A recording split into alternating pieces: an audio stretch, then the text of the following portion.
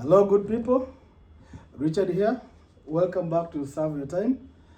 Today, I have a guest, and we'll be doing, I believe, the second episode of Unwrapping the Bootstrap Entrepreneurship Series. As you all know, Serve Your Time is all about speaking your truth, looking at how life presents itself to you, the experiences you get in life, and how those relate to making the world a better place in whatever it is we do. So today I have a friend of mine, someone I've known for quite some time. Yeah. Sometimes we call him CK, but I think we should call him CKK because he's Charles Chego Chalo. That's true. A lawyer, a businessman, a tech lawyer, I would say, to some extent, a business lawyer, but most importantly, I think I know him as one of my favorite young commercial lawyers because we were in law school together, so we are the same years in practice. So it's always a pleasure to have your colleagues, your friends you've walked through the journey to come here and share their experiences. So Charles, yes, this channel, like I said, Serve Your Time, is mostly about it's very simple because I believe that in everything we do, yes, on a daily, whether you're a mechanic, whether you're a farmer, whether you're a lawyer, a doctor, whatever it is, I believe that you're serving your time because you're doing your purpose, right? Yep. Because in doing so, you contribute to society, whether it's from a business angle, because money is the end product, isn't it? Yep. So in doing so, I usually look at people and what they do, and I always want to ask, especially my guests, yes, how you see or how you feel you're serving your time, meaning that in whatever it is you do, what do you see, what purpose are you seeing serving to the greater good we call humanity? Because at the end of the day, yes, we like it or not, unajua tunasemanga Kiswahili natafuta do, but mwisho yake you have to give a value, right? True. It's a service or something that you have to give value. Yep. So the minute you're giving value, what it is you're doing, that's serving your time. So I would want you to first of all tell us who you are, tell us a bit about you. Yep. The guy behind the name I usually call CK to revise. Yes. And then what you do. Then from there we can dive in. Okay. Thank you very much, Richard. Good to see you and very good job on the channel. CK is a name I got when I was in the university. I think a lot of my former classmates at the time shortened Charles Chango, which is how a lot of people know me since that time and into work life. Not Chalo? Chalo, incidentally, everybody used to confuse Charles or Chalo as a short form or as a Swahili version of Charles, but my official name is Charles Chalo Chango. Okay. But also there's a Kamba Chalo. There's a Kamba Chalo. I have the Kamba Chalo, but a lot of people thought Chalo. Oh, so you have three names? Form. I have three names, yes. I thought so. I thought it was CKK. But yeah, it is. Everybody, for that confusion, probably calls me CK. So, CK is from Makueni County. I was born and raised in Makueni County. I went to a primary school in Makueni County called Karimoili Academy at the time. Now is day and boarding. Then I went to Machako School. Went to University of Nairobi to do my law degree, commonly called an LLB. And then I went to Karen, the Kenya School of Law, where we met. Since then, I've been in legal practice. We worked briefly under Richard for a while when we were doing a bit of intellectual property law mostly. But before that, I was in conveyancing, property law, I would say, because there was a bit of banking, a bit of conveyancing. Then afterwards, I sort of did my pupillage, official pupillage around 2014 or thereabouts, in largely litigation. But after that, up until now, well, actually, why not? We're the same. But when I was in Mombasa, in Nairobi, that's true. Cross cutting. You missed out on the van. You missed out on the company. But sorry for another day, but I did eventually go to Mombasa. But it wasn't a very pleasant experience. Okay. It's another podcast altogether. Catch up on that at another time. Challenge Mombasa. The Chronicles. CK Mombasa. But since that time, I think in the organizations I've worked for, I've always been in legal practice around corporate commercial advisory. The work around bringing businesses together and sort of advising on the commerce side of things, as opposed to the end products, which are around conveyancing, around banking, helping people set up and scale their businesses from the legal side of things. Okay. And that is still what I do to this day. Okay, so basically, if we were to to tell our audience in 2 words, how do you see yourself serving your time? Yep. In many ways, I think that's a very interesting question, because for me, I think as I've grown older, I look at me serving time from many perspectives. The subject today is about law, so from a legal perspective, I think me serving time is me helping my clients support their businesses, and I feel like that is me helping the society, the commercial society around me, in that manner. Beyond that, I think I see myself helping the larger society I live in on a day-to-day basis, based on how I interact with them. And it doesn't have to be material things. I believe, I'm not a very religious person, but I believe small acts of kindness, particularly to the most vulnerable members of society, or people that are in positions of a slightly lower, I would say, or weaker position than yourself in society, in whatever manner. If you are kind to them and you extend grace and you treat them well, that, in my view, is the biggest way of giving back to the society beyond work and material things. Yep. Interesting. Yes.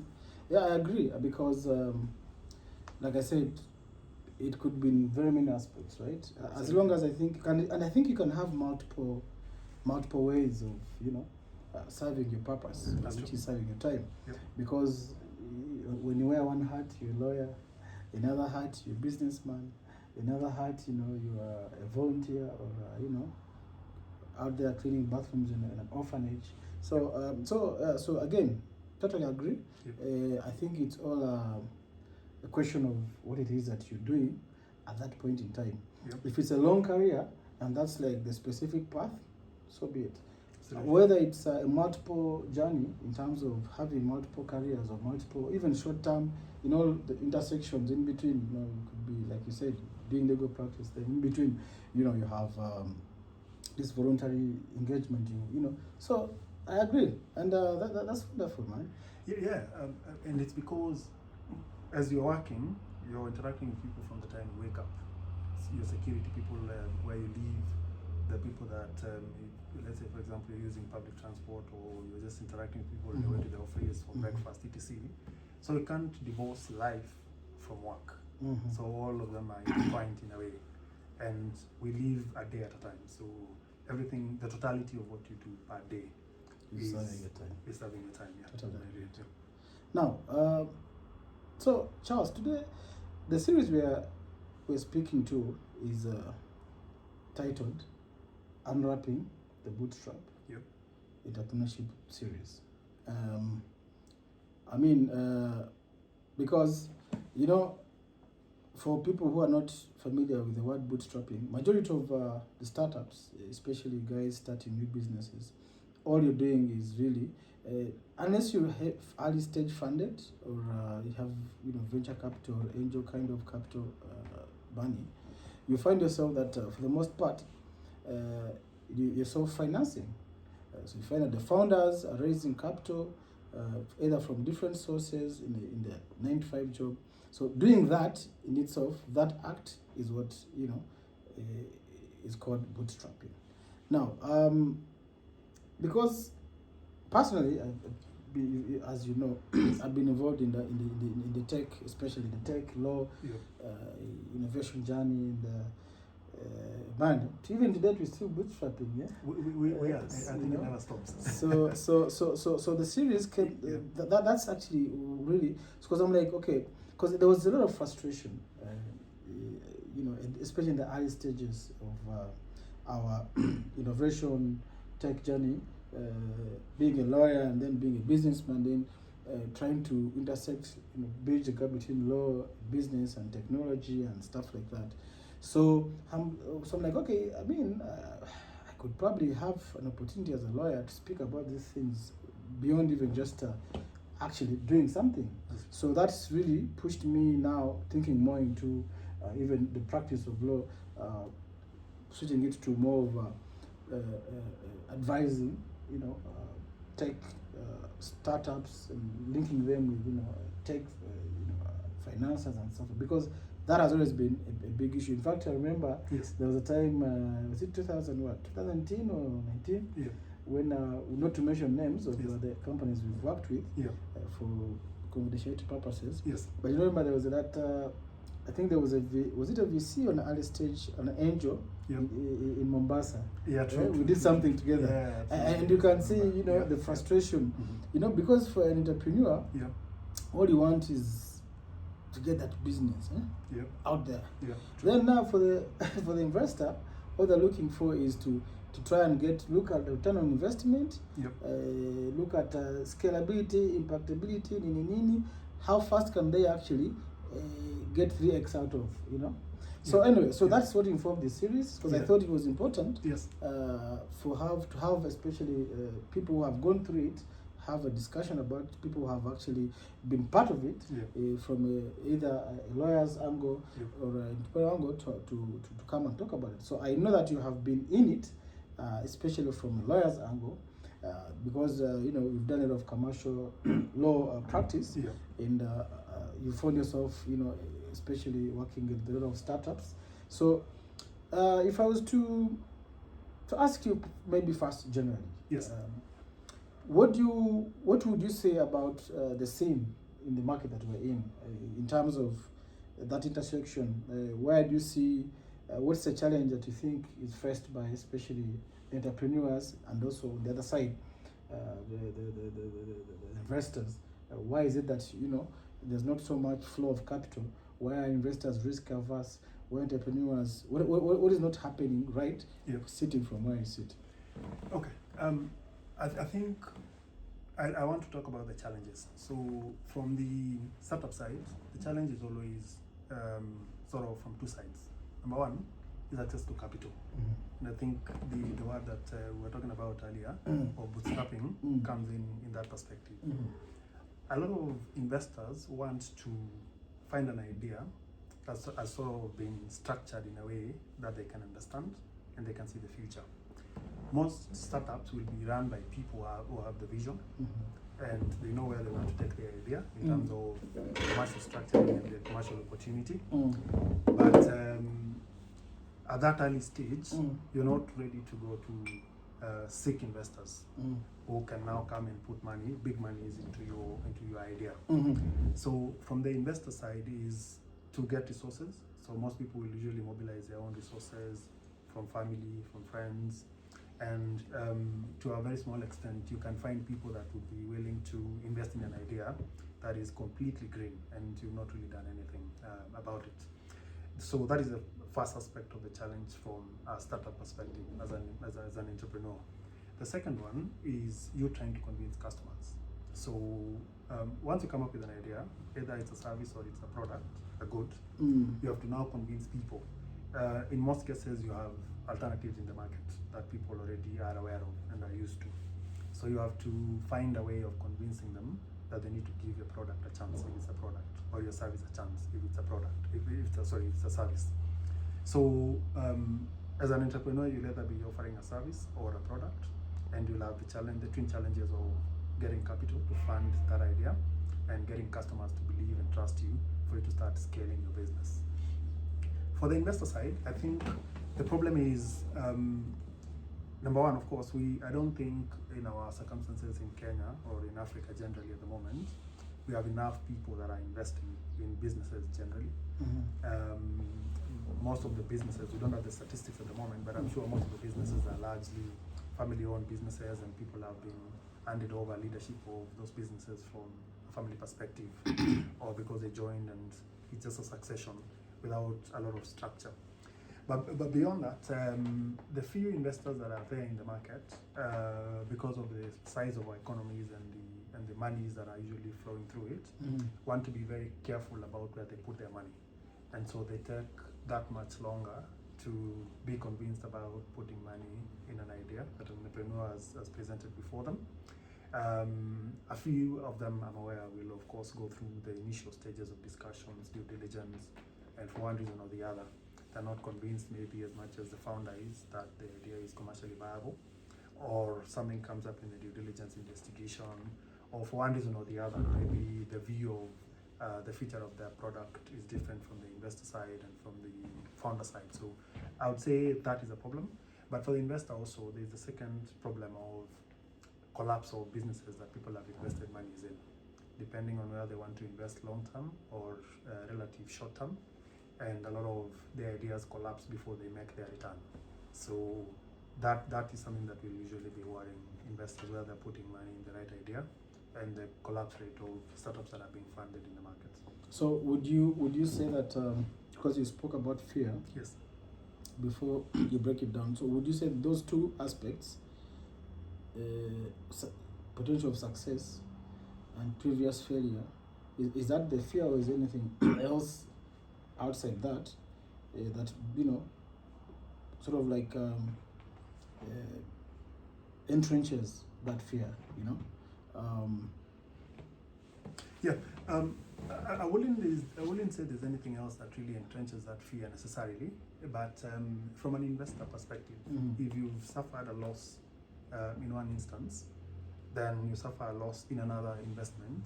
By that time that you're looking to invest in a product or in a service, an idea that somebody has come up with, you get naturally a lot more careful. And if, let's say, your risk appetite was a lot higher, for argument purposes, in the technology sector in Kenya, most of the startups will usually be getting funding, mostly foreign capital, in the region of $1 million. So for foreign investors and for local investors, let's say you have an investor that is willing to give ticket investments in the region of $1 million, and they suffer losses in one instance and a second instance. By the time they are looking to invest in a third idea, whether it's in technology or something else, then they'll be much more careful. And of course, they also start questioning the market, all manner of sort of risks that were not there when they began investing in the market begin to be much more pronounced than they were when they were beginning their investment journey in the market. So that I think is a major issue. The second one is the viability of ideas. What has happened in my experience in the African market mostly, and it's sad to some extent. I know we're discussing technology, and it's a timely conversation because technology really is the biggest thing that we have anywhere, not just in the legal space, but anywhere in the world at the moment, in terms of automation, AI, and what that is going to look like for everybody, not just for lawyers. So we have a lot of businesses in Africa that are bringing ideas that are not necessarily originally theirs, or are not unique in a sense. Okay. So somebody travels out of the country, they see somebody doing an idea somewhere, and they want to come and replicate it here. Not because they thought about the idea initially as an idea they want to sort of implement and scale in the Kenyan market or the African market, but because they saw somebody trying to do it somewhere, and they think that is such a long distance away from where we are, and they want to replicate it here. But there's so many other aspects that you need to consider before you pick an idea from one jurisdiction and transfer it directly to another jurisdiction for it to work. So I think, especially in the technology space, there's a lot of copying and imitating what people are doing, and that tends to work against a lot of early startup founders and investors and entrepreneurs, because you find that what you're pitching to the investor is not really your original idea, and you get to a point where you're either stuck or the idea collapses and you don't really have the thought leadership of taking it to the next level. Actually, I totally agree. Of course, fundamentally, if it can, especially if it can fit into the new market, find a problem that it solves, perfect. But you see, what the point you're making is actually something that I've always been talking about. Because I always tell entrepreneurs, those that I meet and get a chance to speak with, the biggest challenge that you would have, I think, is to have a vision of what it is that you want to do. Because you see what you spoke about, thought through leadership process. Yep. Because that takes care of the now and drops you into the future. Absolutely. Right? Because now, as you said, if you focus on copycatting, because that's people just predators, just wanting to make money, which is okay, but then now you lose the aspect of creating value. Yep. There's no originality, so you don't know how this thing is going to end. The moment you get the first challenge, Yep. you're off. Absolutely. In fact, it also reminds me, because I think that in this and again, building on that issue you raised, because it pains me a lot, Charles, because a lot of us in this market, whether it's in Kenya, East Africa, or Africa in general, and I'm not generalizing, but I'm speaking based on what I've seen for the last 10 years, based on so many things. I think, and of course, in contrast with what's happening in the West, entrepreneurs here are not really focusing on solving the problems within society, innovating to actually solve problems, right? Especially social gaps, social challenges. Because I think that's why I say you will get out here, you might find a kiosk open, but then the question is it open because someone wants to sell tomatoes and make money, make a living, which is again no problem, or is it open because someone has seen that in the next 2 kilometer radius or 1 kilometer radius, I have a population of X people. They need this service or these products, right? I am going in there to bridge this gap, to solve this problem, to ensure that the people around me, are able to have an access, to a service, to a good, because I have seen that there's a problem. Now, I think that mindset is what brings copycat kind of ideas, because again, it's which are devoid of leadership long term, because there's no vision around it. So I don't know what you think, but I really think that there's a problem, and spinning off from what you just touched. Do you think that, or would you agree, or do you see that problem that entrepreneurs, by and large, are not focusing on solving challenges, but then innovating to create solutions that, in fact, can be monetized? So generally, you talk to any investor, any large entrepreneur who's gone past they're called values of death, etc., and they've now built a product that is sort of mainstream. They'll tell you that most of the people in the world who are wealthy have made money from fixing a problem that society and the communities around them had. And the language in conversation is usually that unless you're fixing a problem that people have, you can't really make money. And if you do so, then you make truckloads of money. Now, going back to that example that you gave, so you have somebody that has seen another shopkeeper, let's say in the Kenyan context, in another county, selling avocados or tomatoes or whatever other product, and their business is really thriving. And you move to another location, another county, for instance, and you set up that business there, and you don't thrive for XYZ reason.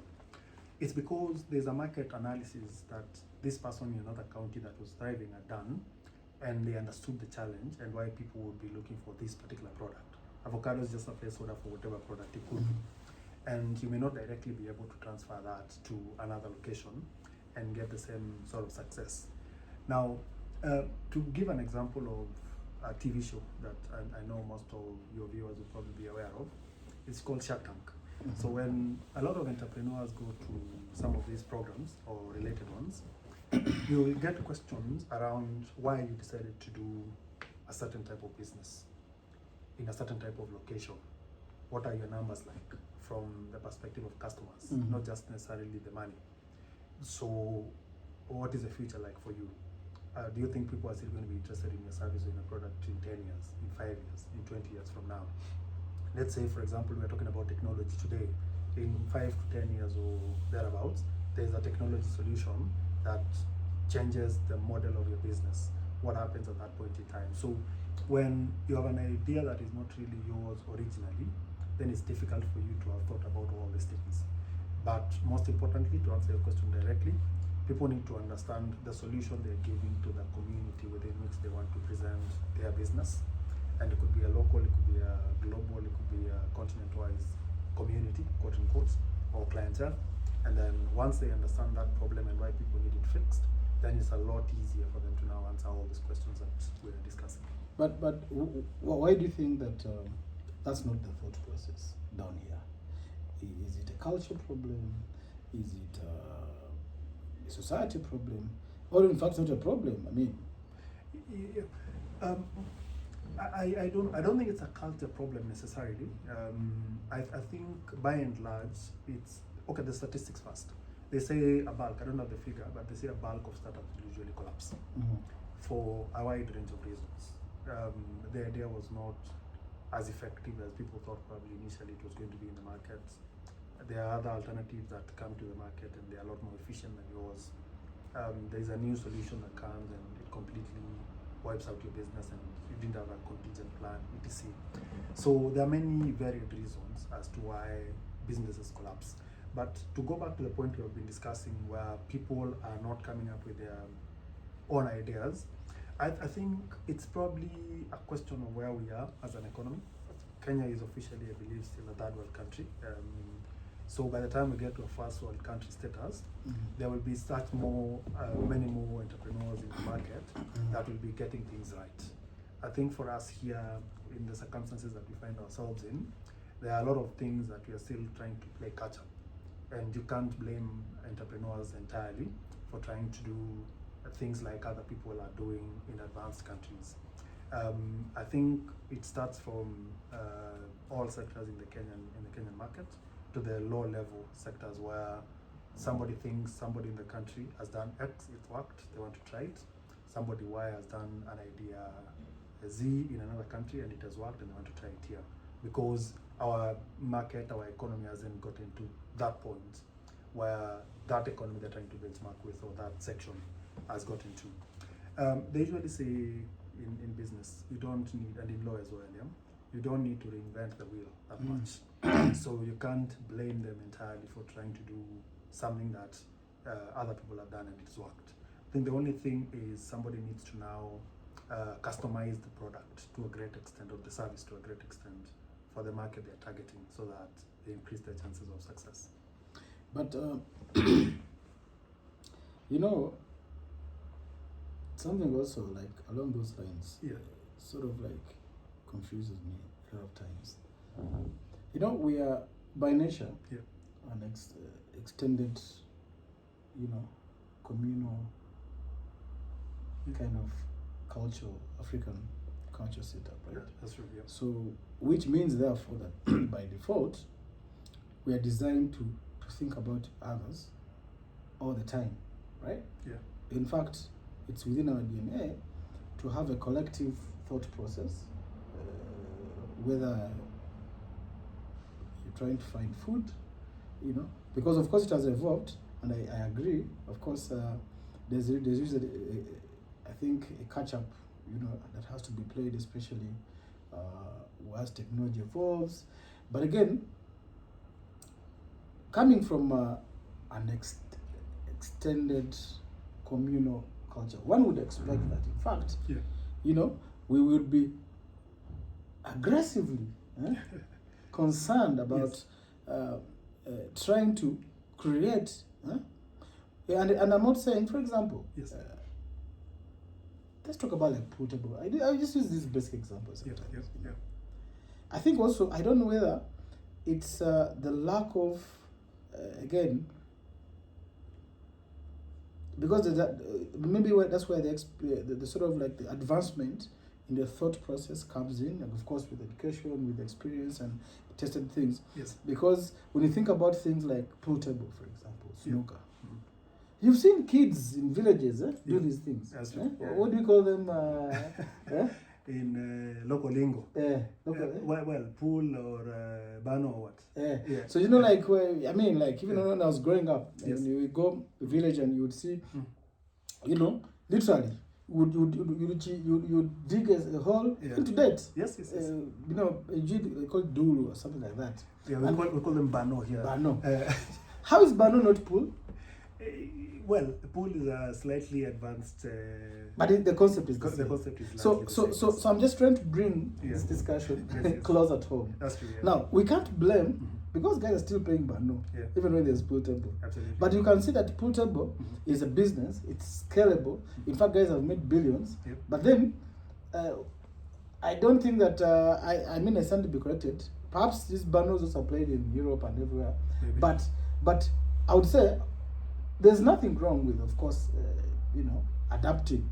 Why stick to bano when in fact there's pool table? That's true. Yep. Right? But of course, you would say also if you're a kid, you can't necessarily play pool table because it's mostly in bars. Yep. However, if you come to them, it's most likely that's the idea. Someone scaled it, right? Yep. And that is fantastic.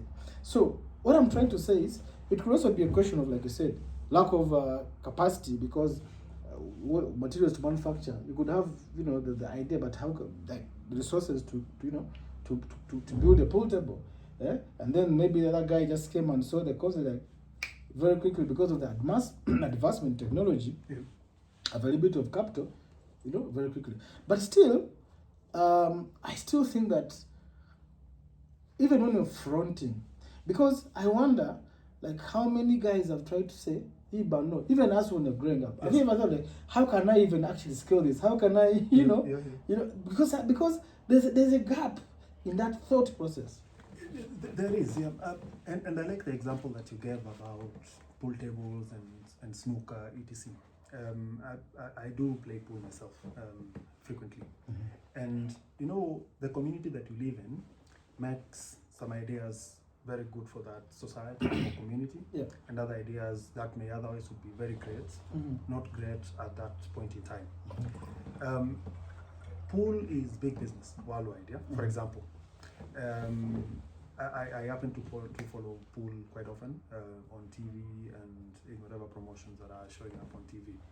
And if you look at the promotions from the US, the Shane Van Boning, the Joshua Fillers, and these are guys from Europe and the US. And they make millions of shillings. They have tournaments that people are paid crazy amounts of money.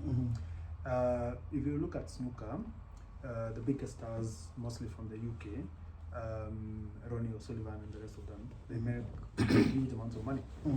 So in Africa, in Kenya, for example, pool is becoming a sport. It's been considered to be gambling for a long time, and because of that perception in the Kenyan context and largely in the African context, it's not being a huge opportunity from a business perspective. Now, what entrepreneurs in the pool business have been trying to do now is to change the perception of the community. You know, the way if you're a kid in Nairobi and you tell your parents you're going to play pool and you're spending a considerable amount of time playing pool, they'll look at it at the time. I don't know whether the perception is changing now, but I hope it is. They look at it as a negative thing. You're wasting time, you're spending a lot of time on things that are not going to help you. In fact, they're going to nudge you towards doing drugs and all these other vices. So, using that analogy, because now pool has improved, I know there was a Kenyan team in South Africa, etc., and people are making money from it. Sometimes the idea that you have requires that you tweak people's perception slightly before you launch the idea, so that people receive it differently than they would before you had made efforts to change their perspective, maybe. So we all live in a community. We can't divorce everything we do and run businesses from that community. Sometimes it could be that you have a very good idea. We just need to tweak the perception of the people in that area, and you convert them into ambassadors. True. Because even like there's no better client or customer than an informed one. Absolutely, yes. Kwanza, if the guy is not informed, if he's coming for legal services, he will bargain for what he doesn't even know. He will the number of questions they will ask you and may be relevant, so you lose time. If the guy is coming to buy a product from you, whether it's a car or and they have no clue, the level of amount you spend, explain to them you know, because also if there's no knowledge or information on what the pricing, there's a guy who comes to you and they know what they want to buy, this Mercedes or whatever, and this guy understands the cars, chances are that he would know the value, right? Yeah, absolutely. And he would know the market price globally and locally. Yeah. So the back and forth will be the rigoring between, you know, your markup and. So I agree.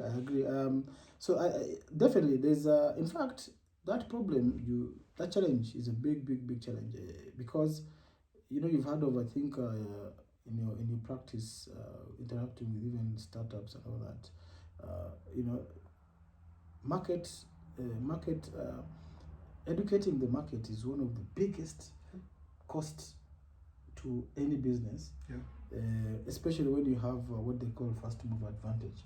So normally it's a two-edged sword. You know, an entrepreneur comes, you're creating a product, bring the product to the market, like Safaricom did, for example.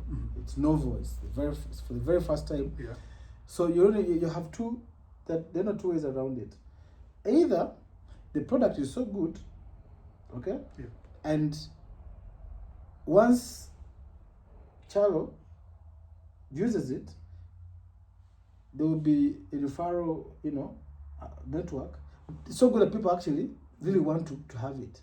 Because otherwise, you imagine the amount of money you would spend educating people how to use M-Pesa, and you've never heard of it. Yep. So, but on the other hand, so those who have the first mover advantage would if they have a very compelling value proposition, there's no way, because when Safaricom M-Pesa came, people are stuck with cash in their houses. You don't know how to send money to your mother and you shall go. If you need to move money from the bank, what do you do? So the idea was very compelling. So, but then they spend so much money in terms of educating the market, right? Yep, absolutely. Yeah. But of course now the other guys, when it came like Airtel, you leverage. However, again, because of the first mover advantage, the clientele of Safaricom, you can't touch it. Yeah. You know? I think that is a good example. And number one, they came with a good idea in a very difficult market. People are very, how would I say? People are very sensitive about anything touching on money. Yeah. And we don't have a lot of it in the African continent. If you look at the statistics from the CBK etc., it's that a very small percentage of the society, the community in Kenya has huge amounts of money. So they were able to break into that market because not only did they come up with a good idea, they also solved an obvious problem, which was that people needed to move money and not in bundles of cash in their pockets, because not least, of course, we have huge insecurity in Kenya. It's just not physically possible for you to move money everywhere that you need to move it. The other thing is the concept is simple to this day. Even people that have not gone to school in Kenya can comfortably use M-Pesa over time. So I think there are good lessons there that even in markets that would ideally look challenging to break into as an entrepreneur, if you have a good idea that solves an obvious problem or a problem that exists, and then you make it relatively simple so that people learn it and start to use it easily, and these people are well educated and they understand the risks and how those are covered by your product, then you see what you do is that you cut your marketing costs by converting these initial customers as a first mover into your ambassadors. They use the product, they teach other people how to use it, and before you know it, the demand for your product or service far outweighs the supply that you have at that point in time. Agreed. Yeah. Now, so Charles, earlier on you mentioned that yes. When we were talking about investors vis-a-vis entrepreneurs, the challenge, you mentioned two things, especially on the side of the cross-cut, but you mentioned the fear, yep. Given previous experience of investors losing money. So the risk appetite has taken a dip. Yep. Again, also you mentioned the high failure rate in the space that we're playing in. Now, if I bring that home to legal practice, yeah. How does the law then intersect, in that space? Beyond those two challenges, what challenges is from a legal practitioner's angle. Yeah. Because that's the primary service we do as a server type. Yeah. Have you seen that either is creating either a barrier or promoting entrepreneurs, or on the other hand, creating a barrier or promoting startups from my perspective? Law plays a huge part in supporting businesses, particularly startups, and it starts from a lot of we've interacted with businesses where somebody has already set up a company, and if you ask them, let's say for example, a simple question around why did you set up a company, for example, as opposed to any other sort of legal entity, they don't have a straightforward answer. They don't know why. It's that maybe they spoke to a peer or somebody who's doing something similar, and they had set up a company, and they also thought it was a good idea to set up a company. So from a legal perspective, I think the first thing is for people to understand the structures that are available to them, and they choose the right structure. Because I'll talk about the spectrum of investment from when you register to when you scale to when investors come in a short while. But at a later stage, people will want to invest into an entity. It's unlikely that you can scale anything that is not an entity, a legal entity. You have big brands that people are running as individuals, as businessmen that are not separate from themselves. And I can't think of any big investor that will want to put money in such an entity. So it helps a lot in terms of answering the questions that an investor would be looking at, will be asking you at a due diligence space, by you setting up the right entity from the word go. Now, once you do so, then the other issues are for you to get the right protections, to understand the product that you have or the service that you have properly, and get the right registrations, for example. Now, I'll give you an example. A lot of people that have technology products, let's say somebody has an application, they will initially think an application is a patent, and they will be telling you that I've invented something. Now, you may spend a lot of time trying to patent it, and then when eventually you go to the Kenya Industrial Property Institute, KIPI, they tell you, no, it's not a patent, it's in fact a software, because there are a lot of applications, and what you did was to follow a system that other people usually use to come up with something that is different in what it does, but it's essentially similar to many hundreds of others. So the second thing is, once you register right, then you understand the intellectual property, the concept that you have, and you protect it appropriately. Because investors want to put money into a product that is protected mostly. Then the second thing is to have papers. From a legal perspective, if you can get a company secretary, or you can yourself keep your records very well from when you begin your business. These are your registration documents, regular filings, contracts, filings with regulators, including the Kenya Revenue Authority, your paperwork with the KIPI as you register your trademarks and your patents and DTC. This helps you a lot eventually in trying to show the track record of your business. So that whatever questions investors have, if you are an early stage startup looking to get an investor on board, they will not be asking you the tough questions around give us financial statements for 3 to 5 years. Maybe you don't have those, but they will want to see that the basics are properly covered. And incidentally, even when you have a huge company, the basics never cease to be important. So that is the second thing. The third thing is when you begin thinking of getting an investor into your business, you need to get ready. We call it investor ready. You may think that all your documents are in order, but you can, if you have the capacity yourself to check, get yourself investor ready. Then if you can't, you can get a professional to assist you. It could be a lawyer, it could be an accountant, etc. Get all your documents in order, because inevitably all investors will want to understand your business from this not so interesting perspectives. A lot of people want to tell investors about how amazing the product is and the future and how much money they seem to make. From a legal perspective, a number of deals will go wrong at that point of due diligence, where investors cannot get direct answers to the questions that they're asking you to provide answers to.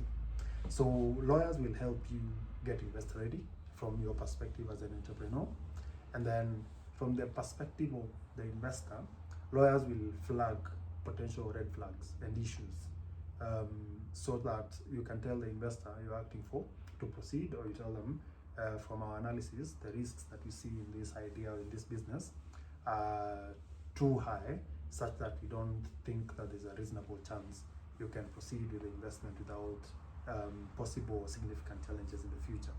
So law also helps to cover that section. But beyond that, there's also a little bit of commerce beyond the law, the strict. Without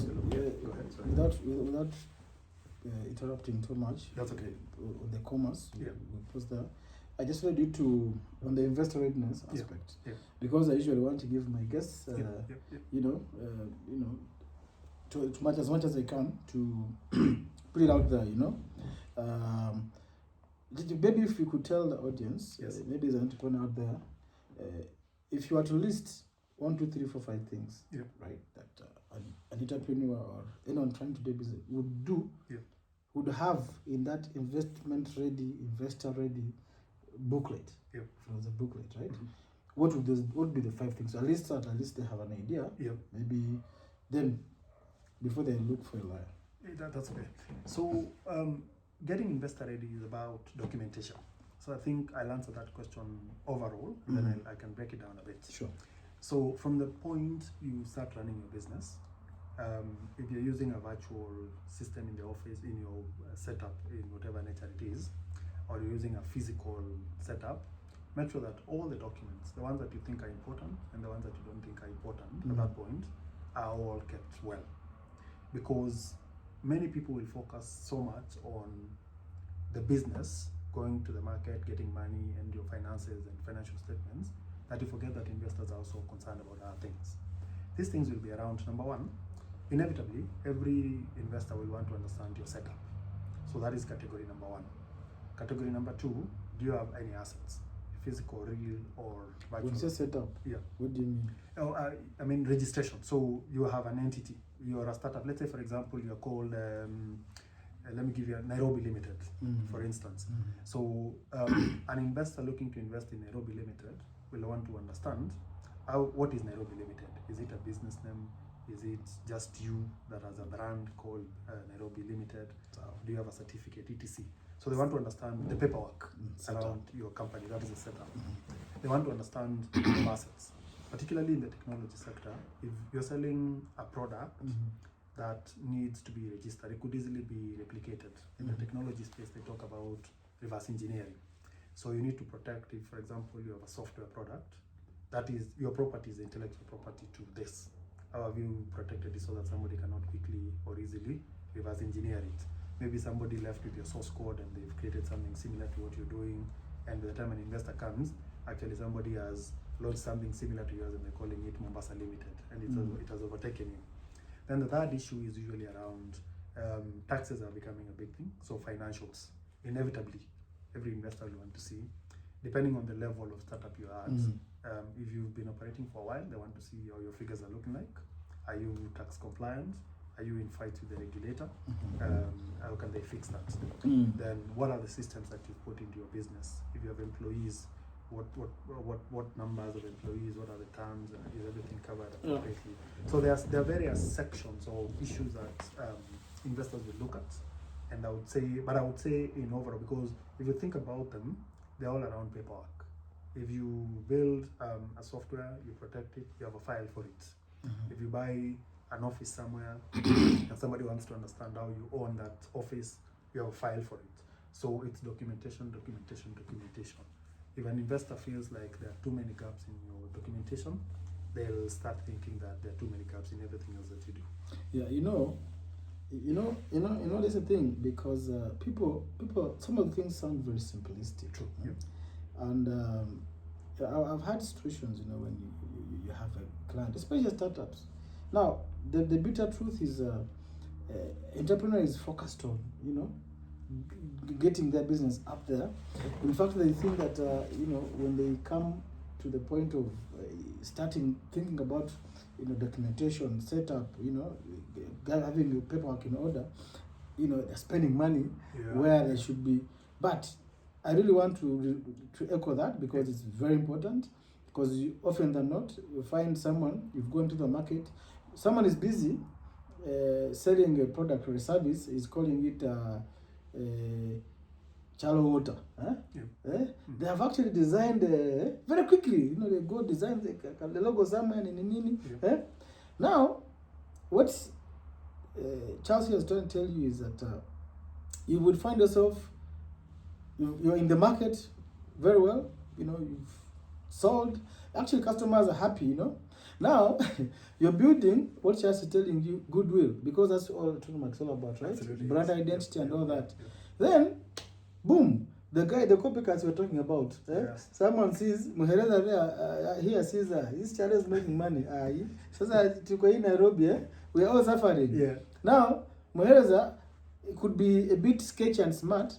He finds that you have not trademarked, shallow water. This guy just goes and does shallowed water. Exact thing, then he registers. In fact, he will sue you. That's true. But of course, you might have argue, you were there before. But bottom line, that point is very, very important, because people overlook paperwork. Because people think that, in fact, registering your business, protecting your brand before you start making any money, in fact, they think you're wasting. But trust you me, it will be actually doing work zero. Unaosha nguo in Swahili, you wash clothes, unanika kwa nini, kwa ground. So anyway, please, because I thought that was I've seen it. I have tried advice. Sometimes some get it, but in fact, from my experience, what I've done, you end up telling some of these startups, you know what, it's okay. Because if you see potential, now you also become like a venture capital. You say, okay, it's fine. Let's do this. We'll find a way of accommodating you in the costing, right? So it becomes a cost of the startup down the line. Because I have actually had to fight. I will not mention. There's a hospital even to date as we speak. You will not believe it, Charles.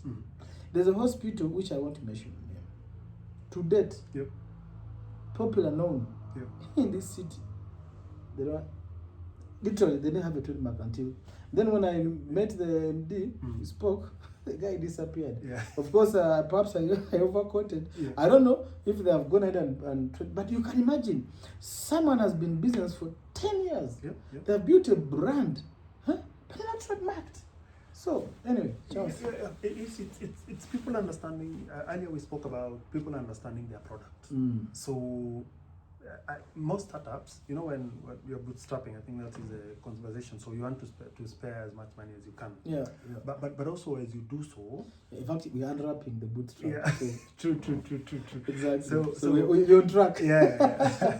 So as you try to save money, because many startups, and for obvious reasons, will be feeling like they'll be trying to prepare a sort of priority list of things, and they'll be listing what they think is most important to them at that point in time and what they think they can deal with later. The only problem is that you never have time later when you can now sit and say, now I'm relaxed a bit, everything is moving, I can now sort out whatever it is I thought was not very important. As you grow your business, you have new priorities as you go along. So whatever you thought you didn't have time to do initially because it wasn't neat, it wasn't interesting, like keeping your papers and understanding your trademarking and intellectual property rights, etc. When you have, at that point, let's say you have 1 employee, then 5 years later, you have 5 employees. You have 5 people that you need to manage. You have a business that is presumably 5 times bigger that you need to manage. So your time is a lot less. One of my friends keeps saying that time is the biggest equalizer, because it doesn't matter whether you are an Elon Musk or you are us guys sitting here or one in the audience. You have 24 hours a day. It's about how you use them.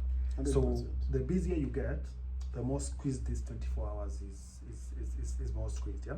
So the way to do it is, from the word go, you push yourself as you do the interesting things, which is you pushing your product and making money. You also do the non-interesting things with the same effort, which is keeping your paperwork, talking to advisors from a tax perspective, legal, etc. You can't know everything. Nobody knows everything. So where you don't really understand something, seek advice.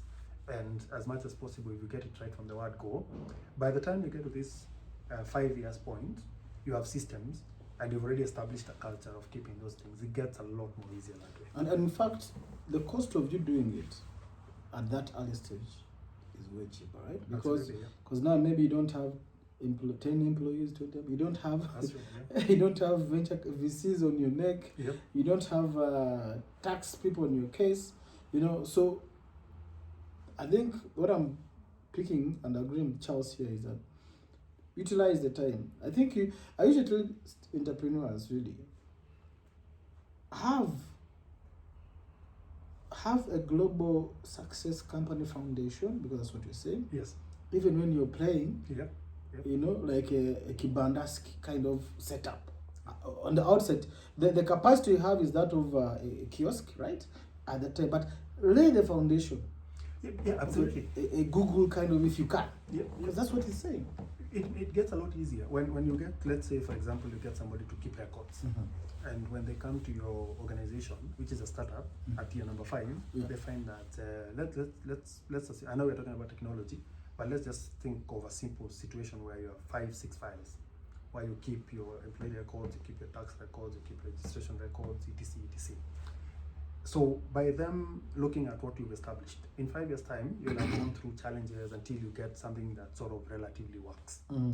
It's so much easier for this person to get things right based on what you've already done than for them to come and start setting up a new system somewhat of keeping your records for you.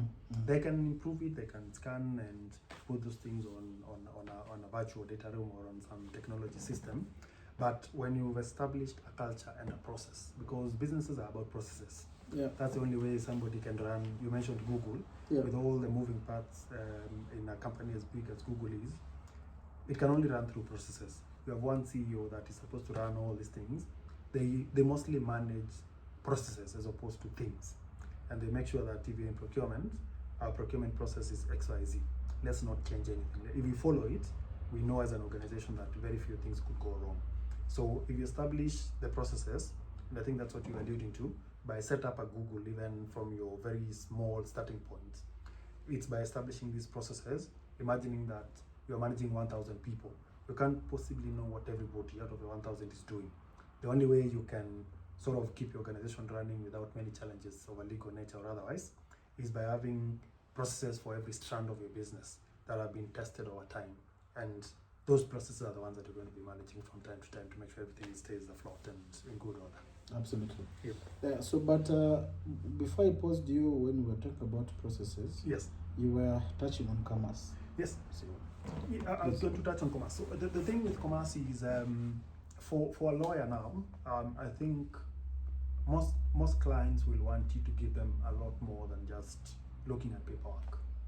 So there are things that will happen from a commercial perspective that you may become aware of as a lawyer, and that you need to bring to the attention of your client. These may not be things that are commercial in the sense of just money. There are things that could influence the decision of an investor. So there was a perspective I was talking about of you advising an entrepreneur who is running a startup, and now we're wearing the shoes of us supporting an investor that wants to put in money. Let's think of a situation where, for example, you have a huge company from, let me use the example of the US, because there's a lot of US money that comes into the technology space, in particular in Kenya. There are things that beyond the paperwork they may not know about, but you may be aware. Let's say, for example, there are discussions around a particular product being banned in Kenya, or that conversation is ongoing. There's probably a court case. Litigation will be one of the things that you're discussing, but there could be a case that is not directly related to the due diligence you're doing, but you are aware of it. Or you know that somebody has set up something that is completely similar to what this person has said, and that could change the conversations in the future, etc. So there is that increased, or maybe, for example, the regulatory space, which is a big thing actually, because a lot of the new ideas now are coming into the Kenyan market from other jurisdictions, and our laws are not as advanced as they are in other jurisdictions. So there are many investors that will be very sensitive to whether the law is clear on particular issues. And there's a lot of them. I know you and I always chat on technology issues, including prediction markets, etc. And these new products, that is just one placeholder. We have blockchain, we have crypto, we have AI now, which is sought to be regulated. So an investor willing or seeking to put in money in these sort of ideas will want to know the law, the paperwork of the business, but beyond that, what more can you give them to make them make their decision? And sometimes it's that small issue that you thought was fringe or not so important that actually determines or helps the investor make the decision whether they are proceeding or not proceeding. So I think that is a new sphere for lawyers to give, I would say, a value add, but it's directly related to what you would be doing in that particular situation, in as much as it may not be in black and white of instructions. Yeah. Very interesting. So, guys, there you have it. Be ready. Get your paperwork. The simple things. Get your paperwork together. Be compliant. Identify, define who you are. You know, what is your setup?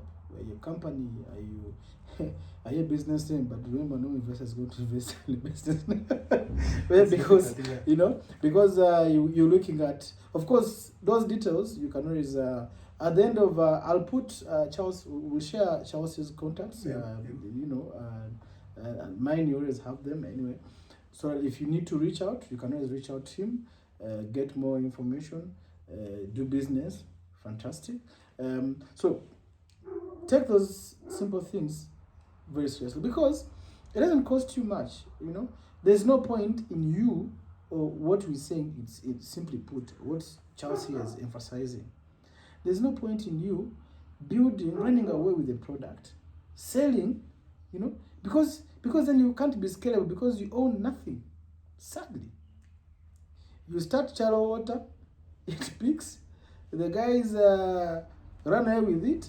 You think you have, you know, then before you know it, now shallow water becomes the fake one because there's shallow pay, because you didn't protect, you know, your brand. So it's very important. Now, Charles, thank you. You know, because sometimes, you know, when people hear from other people, it helps because there's so much. True. There's so much we can do. Yeah. You know, people believe that the monopoly of knowledge. Some people believe that, you know, I want to be the one who has the opportunity. No.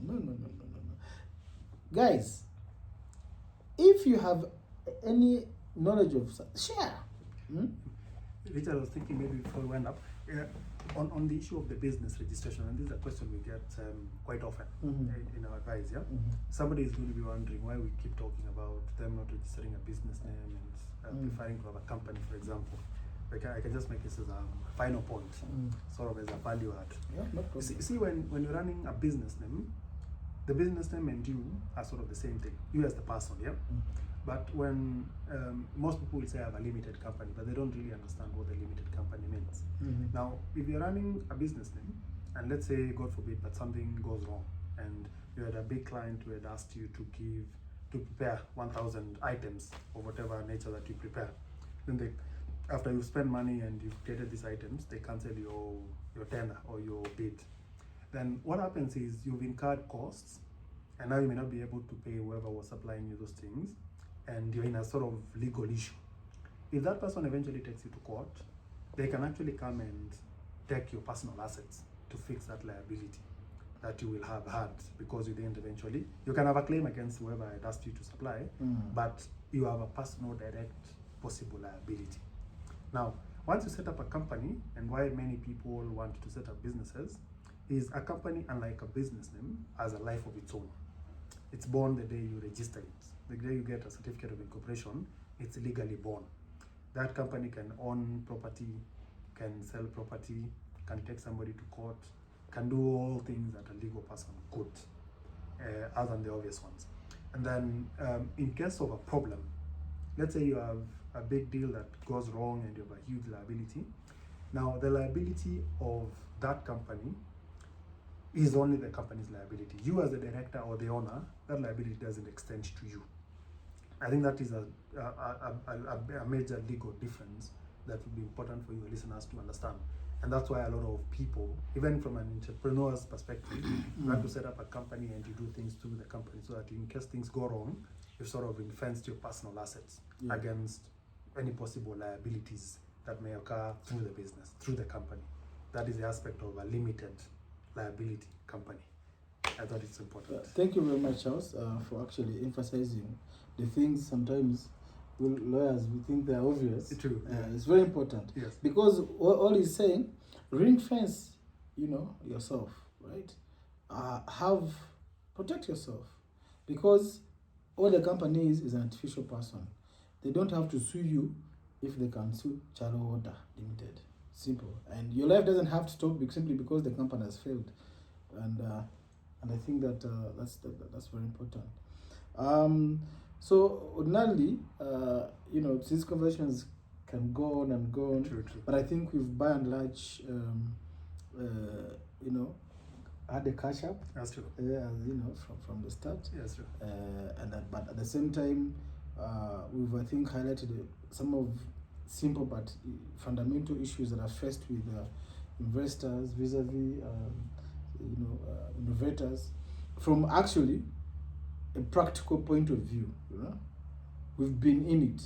Charles practices just like I do, but I also I'm in that innovation space. Sometimes he knows that it's tough, right? So we've touched that. For the investors, again, if you listen again, I think you have a bit of an idea, one or two things. For the startups, solve problems, but protect yourself.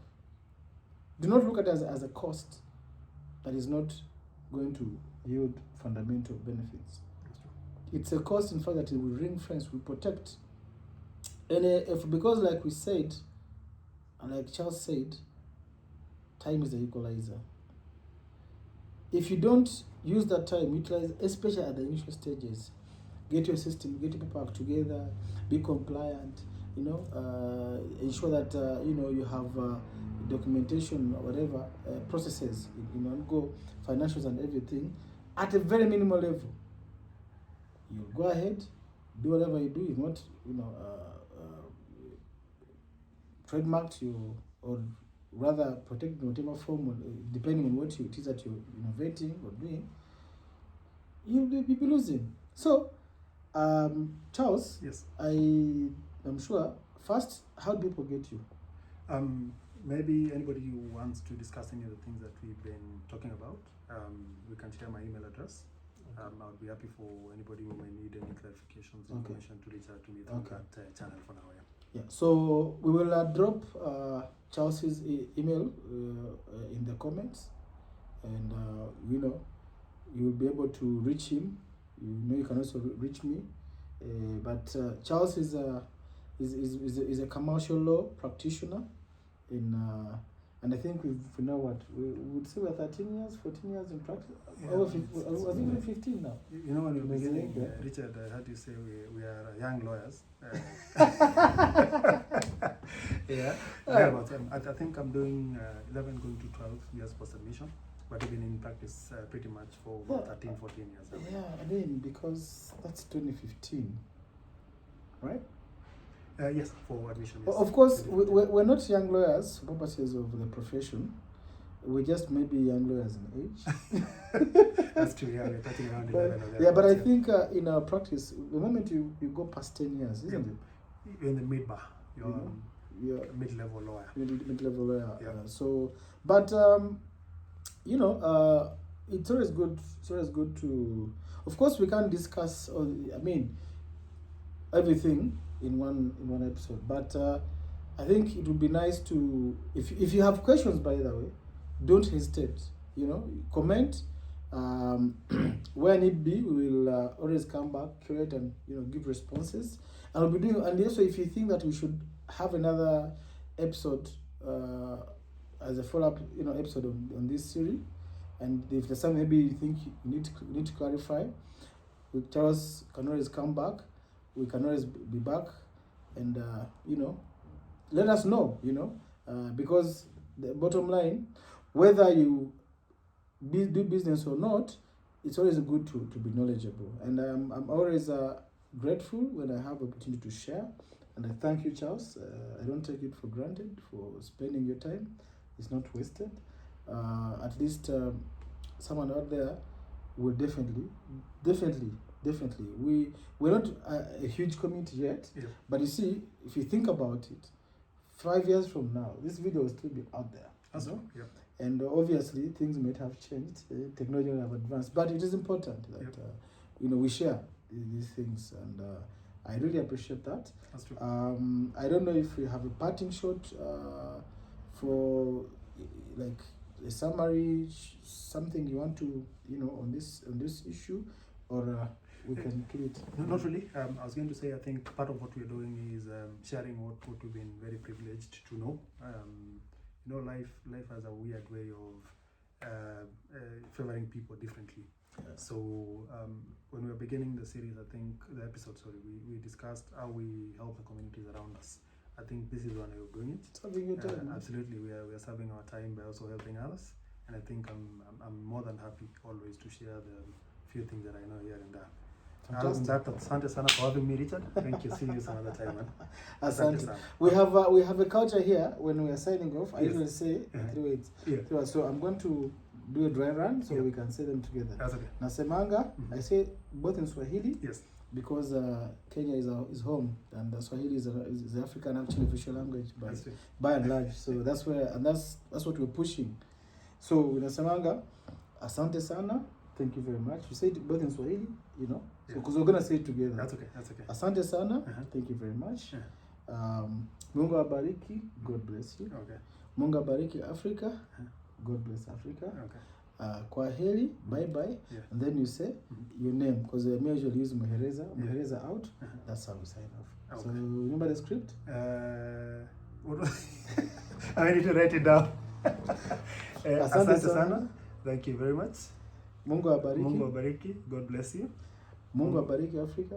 God bless Africa. Kwaheri. Muhereza. Chalo. Okay. Out. Okay, so let's try. Are we good? We may have to try. We have to do two tries, but it's okay. No, you can't have all the talents.